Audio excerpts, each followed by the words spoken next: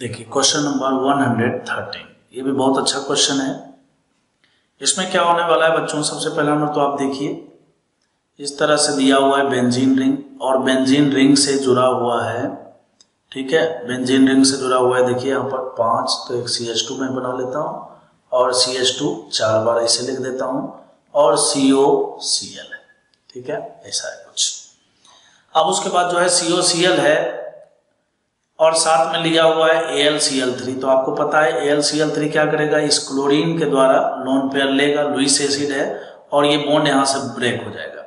तो जैसे ही bond break होगा यहाँ पर, ठीक है, तो यहाँ पर देखिए ये बनाएगा CH2, और फिर ये CH2 का होल 4 हो जाएगा, और फिर देखिए ये बनाएगा C डबल बॉन्ड O, और यहाँ पर आ जाएगा इलेक्ट्रोफाइल, ठीक है।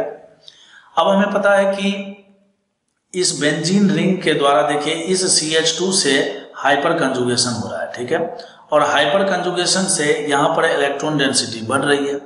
तो चूंकि इलेक्ट्रॉन डेंसिटी बढ़ रही है, तो ये इलेक्ट्रोफाइल क्या करेगा, इसके ठीक ऑर्थो पोजीशन पर आकर जुड़ जाएगा। क्या करेगा, ये ठीक ऑर्थो पोजीशन पर आकर जुड़ेगा। तो जैसे ही आप यहाँ से इसके ऑर्थो पोजीशन पर इसको आप जोड़ोगे, ठीक है, सबसे पहले हम देख लेते हैं, देखिए 1 2, ठीक है, और यहाँ पर देखिए 4 है, तो 3 4 5 6 हो जाएगा, ठीक है, और ये 7 है, और ये इससे आकर जुड़ जाएगा, ठीक है। तो इस तरह से जो है आप बना दीजिए 2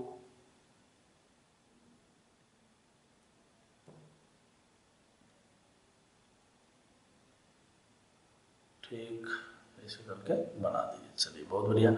और लास्ट वाले में देखिए यहाँ पर जो है C डबल बॉन्ड वो आ जाएगा, ठीक, जो भी होगा 7 मेंबर 8 मेंबर 6 मेंबर जो भी होगा, लेकिन होगा साइक्लाइजेशन, ठीक है, इसमें कोई दिक्कत नहीं है। चलो ये मिल भी गया। अब कहता है कि लास्ट में जो है ना, आपको क्या करना है, इसका हाइड्रोलाइसिस कर देना, सॉरी KMnO4 करना है। और हमें पता है कि KMnO4 जो है ना, ये स्ट्रॉन्ग ऑक्सीडाइजिंग एजेंट है। ये क्या है, स्ट्रॉन्ग ऑक्सीडाइजिंग एजेंट है। तो बेंजीन रिंग के बगल वाला जो ग्रुप है ना, ये वाला जो ग्रुप है, इसको छोड़कर, इस कार्बन को छोड़कर बाकी सारे को ये किस में बदल देता है, COH में बदल देता है। तो इस हिसाब से जो है ये आपको इस तरह के प्रोडक्ट में, कहने का मतलब यहाँ पर भी आपको COH दिखेगा, और यहाँ पर भी आपको COH में दिखेगा। तो ऑप्शन नंबर C इसका करेक्ट आंसर होगा, ठीक है। तो इस यहाँ पर जो है देखिए KMnO4 अप्लाई करना ये कोई बहुत बड़ी बात नहीं है। सबसे इंपॉर्टेंट बात यही था कि यहाँ पर जो है जब ये इलेक्ट्रोफाइल बनेगा, तो इलेक्ट्रोफाइल के बाद जो है इसी के ऑर्थो पोजीशन पर अटैक करके, और फिर ये क्या करेगा, साइक्लाइजेशन करेगा, और साइक्लाइजेशन के बाद जब स्ट्रॉन्ग ऑक्सीडाइजिंग एजेंट चलता है, तो आपको पता है कि ये COH ग्रुप में बदल जाता है। जहां जहां भी जुड़ा हुआ रहेगा, वहां दोनों जगह पर ये COH में बदलेगा इसको, ठीक है। तो ऑप्शन नंबर C इसका करेक्ट आंसर है।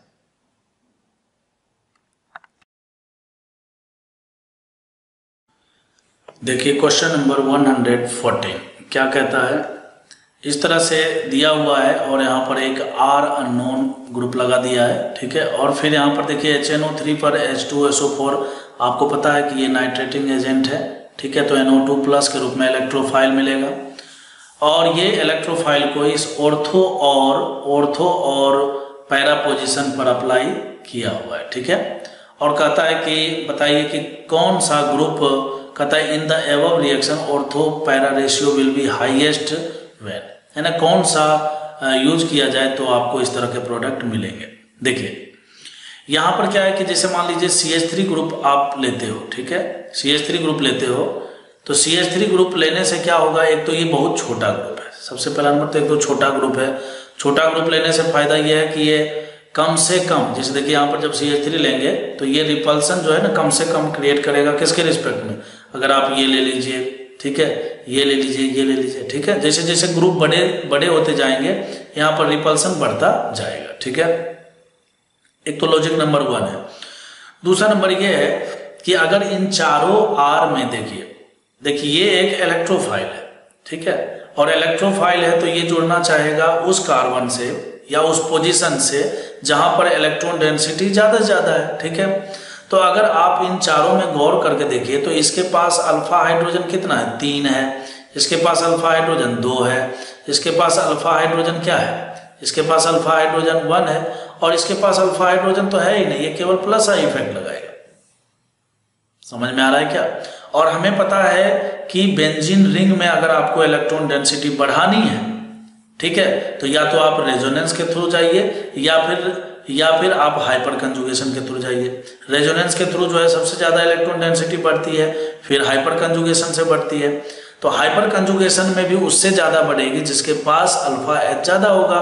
तो देखिए यहाँ पर ए के पास अल्फा एच ज्यादा है, तो कहने का मतलब यह है कि ऑर्थो पैरा प्रोडक्ट जो है हाईएस्ट अमाउंट में जो है आपको किससे मिलेगा? इसी से मिलेगा। क्यों? क्योंकि इलेक्ट्रोफाइल जो है उस साइड से जुड़ना पसंद करेगा जहां पर इलेक्ट्रॉन डेंसिटी ज्यादा है। तो ए इसका करेक्ट आंसर है। ठीक है,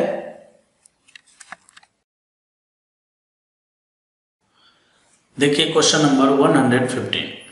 ठीक है, इसमें सबसे पहला नंबर तो HNO3 लिया हुआ है। तो HNO3 आपको पता है कि ये नाइट्रेटिंग एजेंट है, तो ये NO2+ लगाएगा। ठीक है, सवाल उठता है कहाँ पर लगेगा। तो सबसे पहला नंबर मैं इसको थोड़ा सा लिखता हूँ अपने तरीके से। ठीक है, यहाँ पर जो है ये OH लगा हुआ है और यहाँ पर जो है देखिए ये COH ग्रुप लगा हुआ है। ठीक है, तो ये OH ग्रुप क्या करेगा? इस बेंजीन रिंग में इलेक्ट्रॉन डेंसिटी को बढ़ाएगा। तो बढ़ाएगा कहाँ पर? या तो ऑर्थो पर या फिर पैरा पोजिशन पर। तो पैरा पोजिशन तो इसका ऑलरेडी ब्लॉक है, तो इसका मतलब ये है कि ये NO2 ग्रुप जो है इसी ऑर्थो वाले पोजिशन पर जुड़ना चाहिए। ठीक है, किसी एक साइड तरफ। अब उसके बाद बोलता है कि आप बेस लीजिए। तो बेस में मान लीजिए दिया हुआ नहीं, तो मान लेते हैं कि OH- एक बेस है यहाँ पर लिया हुआ। तो ये बेस सबसे पहला नंबर क्या करेगा? यहाँ से इस ऑक्सीजन से एसिडिक हाइड्रोजन को निकालेगा। तो जैसे ही एसिडिक हाइड्रोजन को यहाँ से निकालेगा तो आपको पता है कि H+ निकलने के बाद ये एनायन बनाता है। ठीक है, और यहाँ पर ये NO2 तो है ही, और यहाँ पर देखिए COH है। चलो बहुत बढ़िया। फिर उसके बाद कहता है नॉर्मल प्रोपाइल क्लोराइड है। तो नॉर्मल प्रोपाइल क्लोराइड का मतलब ये हो गया कि CH3, CH2 और ये क्लोराइड है। ठीक है, तो ये जो ऑक्साइड आयन बना है, ठीक है, ये जो ऑक्साइड आयन बना है, तो कहने का मतलब ये अपने आप में एक स्ट्रॉन्ग न्यूक्लियोफाइल है। ठीक है, ये क्या है बच्चों? एक स्ट्रॉन्ग न्यूक्लियोफाइल है। वैसे भी देखिए बेंजीन रिंग में तो इलेक्ट्रोफिलिक सब्स्टिट्यूशन, बेंजीन रिंग भी अपने आप में एक न्यूक्लियोफाइल है, लेकिन बेंजीन रिंग में इलेक्ट्रोफिलिक सब्स्टिट्यूशन रिएक्शन तो तब होगा ना जब इलेक्ट्रोफाइल मिलेगा, वो तो मिला नहीं है।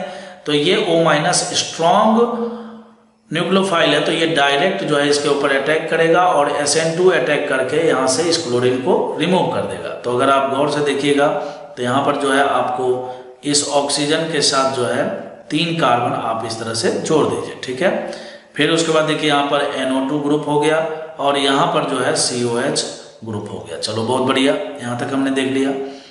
अब देखिए SOCl2 है। तो SOCl2 है तो क्या करेगा ये? SOCl2 में ये आपको पता है कि ऑक्सीजन है। ठीक है, और यहाँ से देखिए 3 कार्बन हमने इस तरह से लिख दिया, ये NO2 है। ठीक, NO2, और ये SOCl2 के कारण जो है ये C डबल बॉन्ड O और Cl में बदल जाएगा।